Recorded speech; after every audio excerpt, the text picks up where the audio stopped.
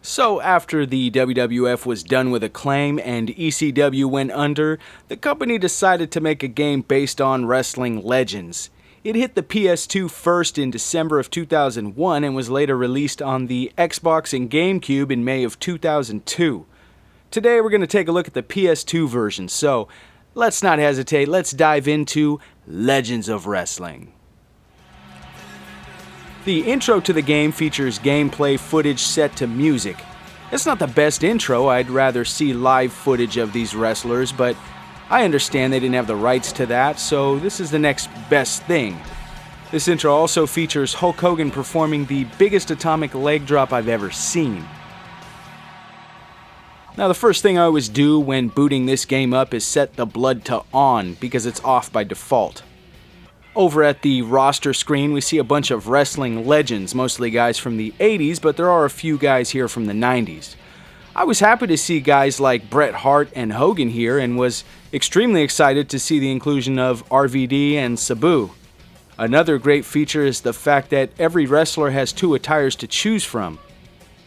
The venue variety is pretty nice for a game with no major promotion behind it.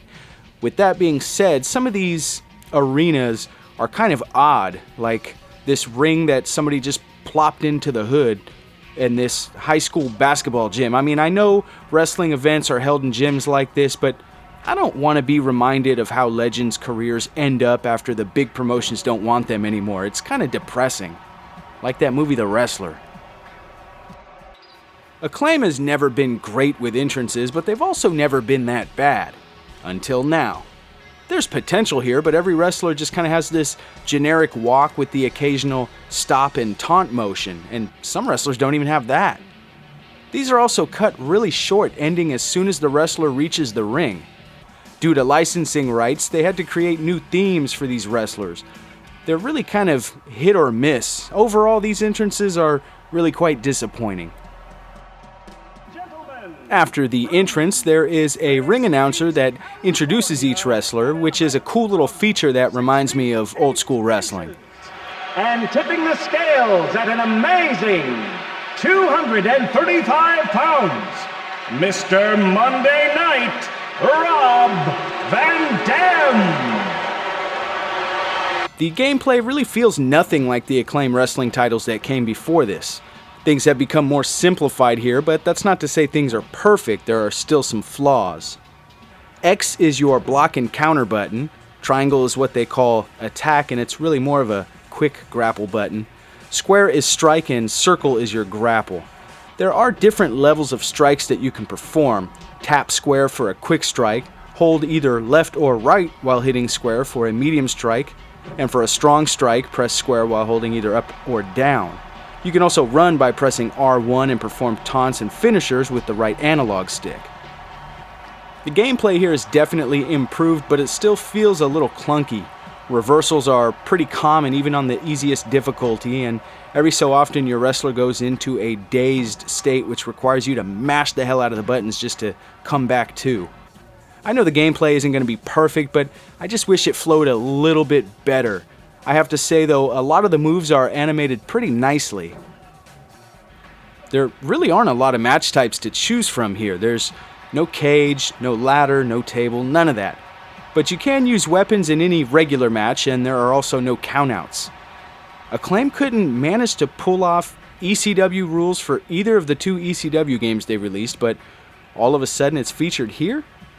It really doesn't make any sense. Nevertheless, I appreciate the inclusion of weapons. A wrestling game just feels naked without them. The visuals are a bit cartoony. It seems like there are only 3 body types between the entire roster. You got buff, freak of nature, and morbidly obese. There's also little to no facial detail on most of these wrestlers.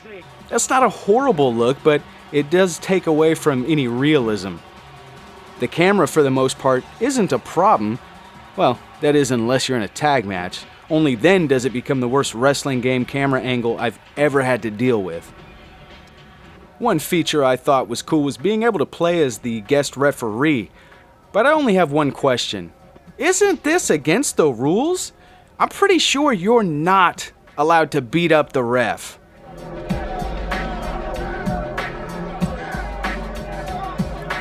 So let's get to the good stuff. The main reason some people buy a wrestling game is for the career mode. Now, wrestling used to be about territories. Certain promotions represented different areas of North America, and this career mode reflects that. You choose a territory to represent, hit the road, and start wrestling. The main difference between a regular match and a career match is the excitement meter. This can be filled by doing things such as using weapons and making your opponent bleed. You'll also be treated to the occasional cutscene here. There's nothing really special, and it could be due to the lack of match types, but this mode kept me coming back for more. The Create a Wrestler mode was actually a pleasant surprise. One of my favorite features here is the fact that you can use current legends as a template for your wrestler.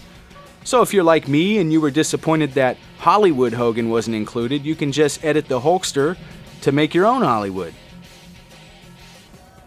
There's not really anything more I have to say about Legends of Wrestling.